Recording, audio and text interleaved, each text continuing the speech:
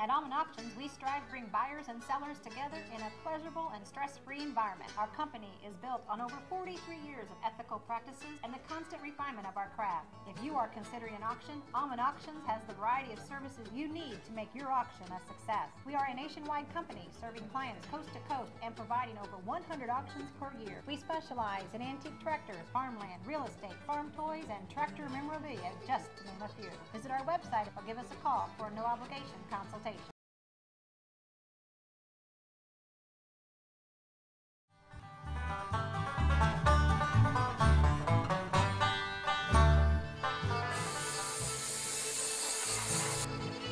Before the mold for the gear can be made, cores must be constructed for the hollow areas of the gear. In this case, the teeth and the center of the shaft.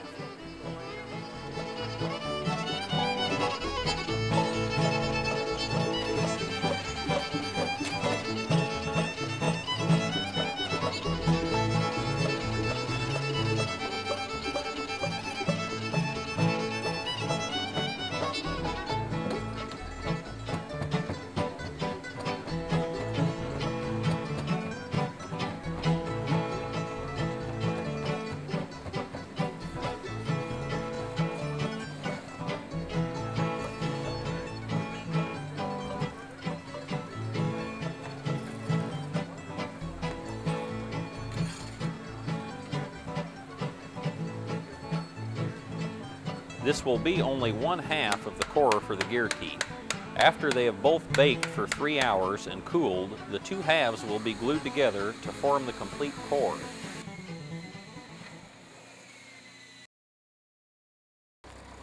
Still to come, this Minneapolis Moline R. Until then, have a look at this John Deere neon sign, which recently sold at an auction in Peatone, Illinois. Ladies and gentlemen, you want to talk about a rare John Deere neon sign right here. It's porcelain, it's die cut, it's embossed, and it's neon. What more can you have on a sign? 2 weekends ago, we had a John Deere neon sign bring $50,000. $15,000. Can you guess what this sign brought? Was it A, $5,000, B, $19,500, C, $3,500, or D, $45,000? We'll have the answer later in the show. Keep watching Aumanns Album. Once the cores have been baked and glued, the mold for the gear can be constructed. John attaches a cable to the pattern board. This will vibrate the board and help release it from the mold. Powder is sprinkled over the pattern board to keep the sand from sticking. A screen is used to riddle the sand very finely over the pattern board. Once this is completed, the remaining sand is scooped into a mold.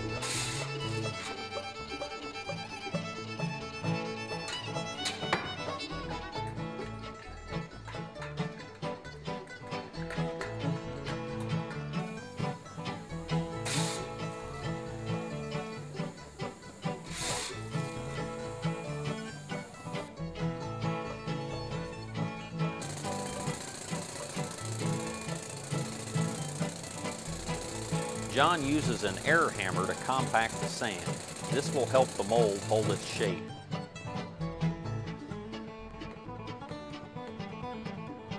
Using a piece of copper pipe, he punctures 2 holes into the sand. One of these will be the hole into which the iron is poured, called the sprue. The second hole is called the riser. When the molten iron comes out of the riser, John will know the mold is full.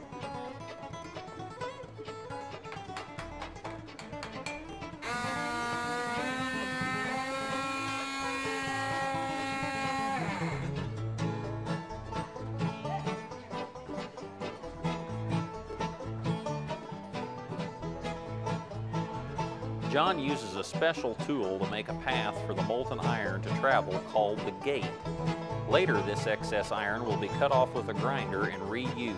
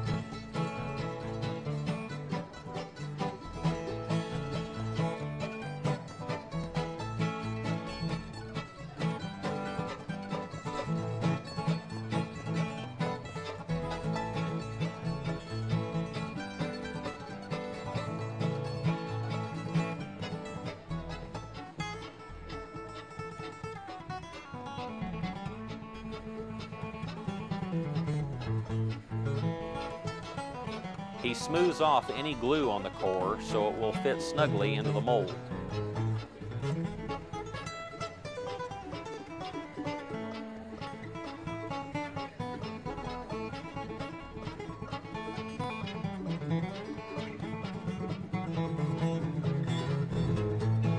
The second core is placed in the center.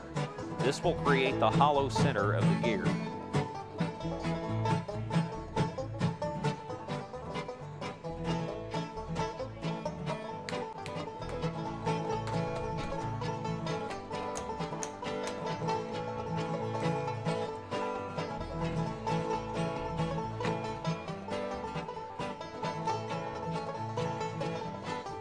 The completed mold is moved to the floor, ready to be poured.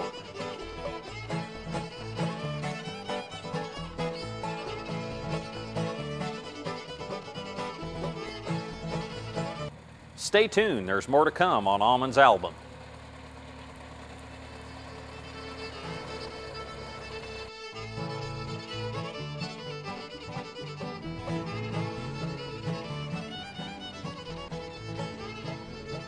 John uses a piece of clay on a tip of wood to block the molten iron from escaping the furnace.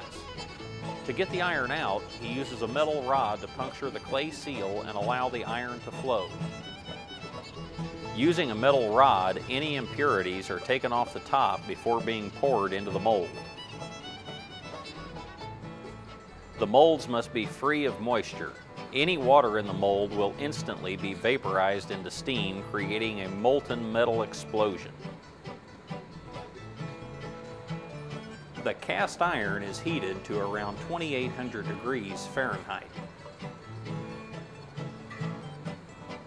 John's furnace is heated with coke and forced air, similar to the way iron has been heated for hundreds of years.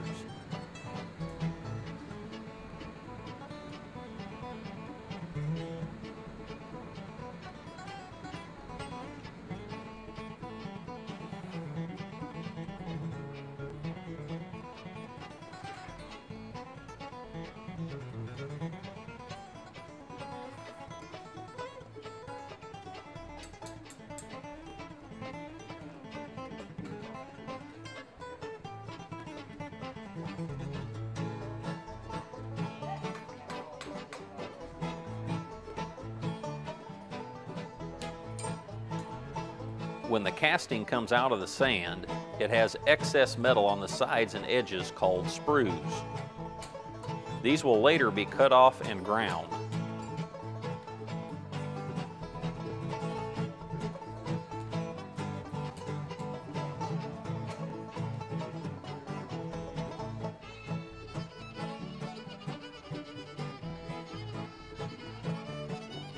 Using a hammer, the sand which was once the cores has to be removed.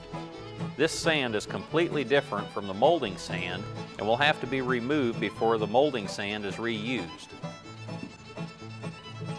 After a thorough grinding, the casting is starting to take shape.